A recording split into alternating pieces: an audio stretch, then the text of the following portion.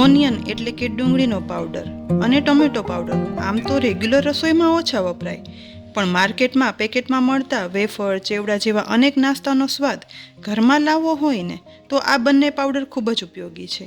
તો અત્યારે એકદમ સરસ મળતા ટમેટાં અને ડુંગળીના ઉપયોગથી ઘરમાં સરળ રીતે ઓનિયન પાવડર અને ટમેટો પાવડર બનાવી અને રાખી દઈએ ને તો બાળકોને ભાવતા પેકેટના નાસ્તાનો સ્વાદ ઘરમાં જ પ્યોર સામગ્રી વાપરી અને આપી શકાય છે અને આર્ટિફિશિયલ કલર અને ફ્લેવરથી બચી શકાય.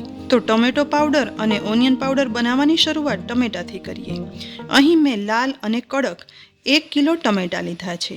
ટમેટા પાવડર બનાવવા માટે હંમેશા આવા કડક જ ટમેટાં લેવાના, જેથી તેમાં ગળનું પ્રમાણ છે ને તે વધારે હોય. જો દેશી ટમેટાં લેશો ને તો તેમાં પાણીનું પ્રમાણ વધારે હશે અને ગળનું ઓછું હશે, તો પછી તેમાંથી બનતો પાવડર છે ને તે સાવ ઓછો બનશે. પ્રથમ માર્કેટમાંથી લાવેલા ટમેટાને ઊંડા વાસણમાં પાણીમાં ઉમેરી દઈશું.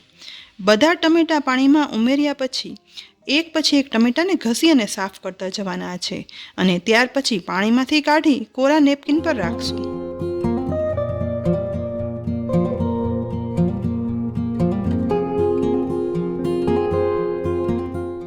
બધા ટમેટાં બરાબર સાફ કરી અને કિચન નેપકિન વડે લૂછી લીધા પછી એકદમ કોરા થઈ ગયા છે. આ કરવાથી ટમેટા પર માટી, કચરો ચીપકેલો હોય ને તો તે દૂર થઈ જાય, કારણ કે આ ટમેટામાંથી આપણે ડાયરેક્ટ પાવડર જ બનાવવાનો છે. હવે બધા ટમેટાં કોરા થઈ જાય ને એ પછી ટમેટાના ટુકડા કરવાના છે. આ રીતે ઉપરથી ગ્રીન ડીટીયાનો ભાગ અલગ કરી ટમેટાને આ રીતે નાનાથી મીડિયમ સાઇઝના ટુકડા કરી લેવાના છે. તમે કહેશો કે ઓનિયન પાવડર તો ઠીક છે, પણ આ ટમેટાનો પાવડરનો ઉપયોગ ક્યાં કરવાનો? તો આજે આ રીત જરૂરથી જોઈ લેજો, કારણ કે ટમેટો પાવડર બનાવ્યા પછી તેનો ઉપયોગ કરી અને બાળકોના મનપસંદ નાસ્તાની રેસીપી આવી જ રહી છે. અહીં આ રીતે મેં બધા ટમેટાના ટુકડા કરી લીધા છે. હવે ગેસની લો ફ્લેમ પર ગરમ થતી પેનમાં બધા ટમેટાના ટુકડા છે ને તે તેના પાણી સહિત જ ઉમેરી દેવાના છે. ટમેટાં પેનમાં ઉમેર્યા પછી સાથે 1.5 ટેબલ સ્પૂન જેટલું તેલ ઉમેરવાનું છે, જેથી ટમેટાની જે શાઇનિંગ અને લાલ કલર છે ને તે સરસ જળવાઈ રહે. તેલ ઉમેર્યા પછી આ ટમેટાં સોફ્ટ થાય ને ત્યાં સુધી ગેસની લો ફ્લેમ પર ચડવા દઈશું. વચ્ચે વચ્ચે સહેજ વારે તેને ચલાવતા જવાના છે. હવે ટમેટાં ચડી અને સોફ્ટ થાય છે ને એ દરમિયાન ડુંગળીનો પાવડર બનાવી લઈએ. તેના માટે મેં 500 ગ્રામ મોટી સાઇઝની ડુંગળી લીધી છે. ડુંગળીને પહેલાં આ રીતે સૂકી છાલ ચપ્પુ વડે કાઢી લઈશું. ડુંગળીમાંથી ફક્ત ઉપરની પતલી સૂકી છાલ છે ને તે જ કાઢી લેવાની છે. બધી ડુંગળીની છાલ કાઢી લઈ પછી હવે ચપ્પુ વડે ડુંગળીના 2 ટુકડા કરશું. હવે ડુંગળીની નીચેનો કડક ભાગ છે ને તે અલગ કરી લેવાનો છે અને ત્યારબાદ ડુંગળીને પતલા ટુકડામાં કટ કરી લેવાની છે. આપણે ડુંગળી સૂકવવાની છે, માટે ડુંગળીના પતલા ટુકડા કરશું, પરંતુ ક્યારેય ઓનિયન પાવડર બનાવવા માટે ડુંગળી ખમણવાની નહીં. જો ડુંગળી ખમણશો ને તો ડુંગળીનો રસ ખમણમાંથી અલગ થઈ જાય છે અને રસ અલગ થઈ જશે ને તો પછી ફક્ત ખમણમાંથી બનતો પાવડર છે ને તે એકદમ રસ વગરનો અને સ્વાદ વગરનો બનશે. બધી ડુંગળીના ટુકડા થઈ જાય ને એટલે હવે તેને એક મોટી થાળી કે પછી ડીશમાં આ રીતે ફેલાવીને રાખી દેવાના છે. ડુંગળીના ટુકડા ફેલાવતા વખતે એ ધ્યાન રાખવાનું કે તે એક ઉપર એક ના આવે, બધી છૂટી અલગ અલગ થાળીમાં ગોઠવી દેવાની. ત્યાર પછી બીજી ડીશમાં પણ આ રીતે ડુંગળી ફેલાવી દેવાની છે. બંને ડીશમાં ડુંગળી ફેલાવાઈ જાય ને એટલે હવે આ ડીશને તડકામાં 2 થી 3 દિવસ માટે સૂકવવા રાખવાની. અત્યારે તડકો બહુ સરસ છે એટલે લગભગ 2 દિવસમાં તે સુકાઈ અને એકદમ કડક થઈ જશે. અહીં ડુંગળીને સમારી તડકે રાખીને એ દરમિયાન ટમેટાં પણ એકદમ ચડી અને સોફ્ટ થઈ ગયા છે. તમે કહેશો કે ડુંગળીની જેમ ડાયરેક્ટ ટમેટાના ટુકડા કરી અને સૂકવી ના શકાય? તો ના, જો ટમેટાં ડાયરેક્ટ સૂકવશો ને તો સુકાયા પછી તે કલરમાં એકદમ કાળા પડી જશે અને તેમાંથી બનતો પાવડર છે ને તેનો કલર કાળા સુપર બનશે. જ્યારે આ રીતે સહેજ એવા સોફ્ટ થાય તેવા ચડવા દઈ અને ટમેટાનો પાવડર બનાવીને તો તેમાંથી બનતો ટમેટો પાવડર છે ને તે કલરમાં એકદમ લાલ ચટક અને ઉજળો બનશે. અહીં ટમેટાં સોફ્ટ થઈ જાય ને એટલે જુઓ ક્વોન્ટિટીમાં પણ તે એકદમ ઓછા થઈ ગયા છે. બસ તેમાંથી પાણી બળી આવા લચકા જેવા ટમેટાં થઈ જાય ને એટલે ગેસની ફ્લેમ બંધ કરી દેવાની છે.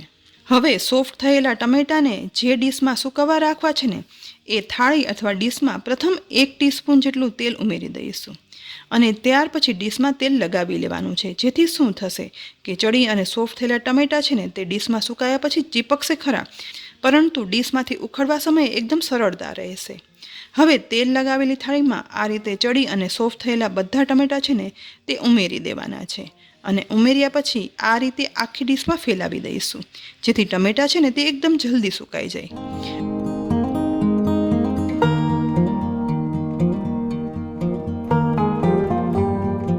ડીશમાં ટમેટા ફેલાવાઈ જાય ને એટલે હવે તડકામાં સૂકવવા માટે આ ડીશને 3 દિવસ માટે રાખી દઈશું. જો સુકાયા પછી જરૂર પડે ને તો વધારે એકાદ દિવસ સૂકવવા દેવાના. અહીં હવે ટમેટા અને ડુંગળી સૂકવવા રાખીએ 3 દિવસ થઈ ગયા છે. તો પ્રથમ ડુંગળીની ડીશ તડકામાં રાખી હતી ને તે લઈ લીધી છે. અહીં જુઓ 3 દિવસ ડુંગળીની ડીશ તડકામાં રાખ્યા પછી ડુંગળી એકદમ સરસ કડક સુકાઈ ગઈ છે. કલરમાં ઉજળી પણ રહી છે અને હાથ વગેરે ભૂકો કરતાં તે ક્રિસ્પી સાઉન્ડ પણ આવી રહ્યો છે. એ જ રીતે ટમેટા છે ને તે પણ ડીશમાં સુકાઈ ગયા છે. હા, થોડા એવા ડીશમાં ચીપકી પણ ગયા છે. આ રીતે તવેથા વડે ઉખાડશું ને તો જુઓ સહેજ જોર કરતાં જ એકદમ સરળતાથી સુકાયેલા ટમેટા છે ને તે ડીશમાંથી અલગ થઈ જશે. કારણ કે આપણે ડીશમાં ટમેટા સુકવ્યા પહેલાં તેલ ઉમેરી અને લગાવી દીધું હતું. અહીં હવે બધા સુકાયેલા ટમેટા છે ને તે ડીશમાંથી ઉખડી ગયા છે. હવે મિક્સરના જારમાં આ રીતે સુકાયેલા ટમેટા ઉમેરી દેવાના છે. ત્યાર પછી જારનું ઢાંકણ ઢાંકી સુકાયેલા ટમેટા પીસી અને પાવડર બનાવશું.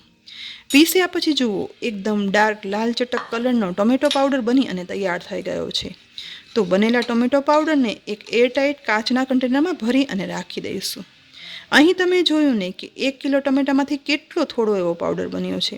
પણ આ રીતે ટમેટો પાવડર ઘરમાં બનાવી અને રાખી દેશો ને તો ટમેટો પાવડર ફ્રીઝ વગર પણ કાચની બોટલમાં 1 વર્ષ સુધી એવા જ કલરનો અને ટમેટાની ઓરિજિનલ સુગંધ સાથે જળવાઈ રહેશે.